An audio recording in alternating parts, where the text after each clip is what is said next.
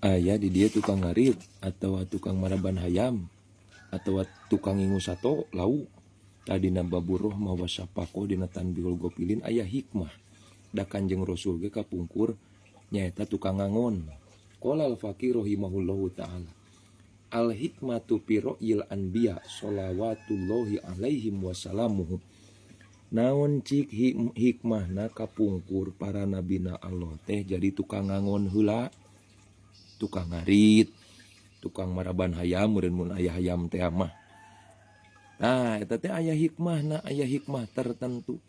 Anallaha ta'ala ibtalahum alal bahaim awalan. Allah memeh ngangkat para nabi teh jadi anbiya, jadi nabi, ku Allah dicoba heula kana sasatoan. Kana domba, kana sapi, dicoba heula ku Allah teh hatta tadharo safaqatuhum ala khalqihi. Ditingali nyaah henteu kasato. Kitu tah euy. Ku Allah teh ditingali nyaahan henteu kasato. Kumaha sikapna kasato kitu tah euy, kana domba, kana sapi kudu nyaah tah.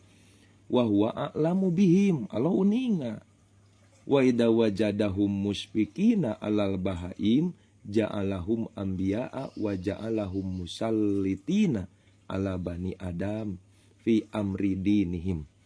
Lamun teh mah geus dohi rasanya ahna kasato, geus bener-bener bisa menjiwai jeung sato, tah didinya teh ku Allah dijadikeun para nabi. Jadi diangkat darajatna manusia, ditingali kumaha nyaahna kasato. Cacak-cacak kasatonya maka insya Allah kapada manusia bakal nyaah. Maka eta para nabi dibere kekuasaan kerpikeun ngurus segala urusan agama ti Bani Adam, ti manusia. Jadi gede hikmahna salianti urang ngarit, ngangon, ngurus domba, ngurus sapi, bari tapakur. Cacak-cacak sapi ge dijaga apalagi kamu gitu tah. Jadi diujina kitu sakaseueuran ayeuna para nabina Allah diujina ku ngangon heula. Kanjeng Rasul, Kanjeng Nabi Musa jeung sajabana dipasihan heula sato. Kene urang teh bisa menjiwai kumaha beradaptasi jeung domba. Maka engke bakal dipake di tapakuran kumaha cara beradaptasi di manusia. Da sifat domba terkadang loba di manusia gitu tah euy.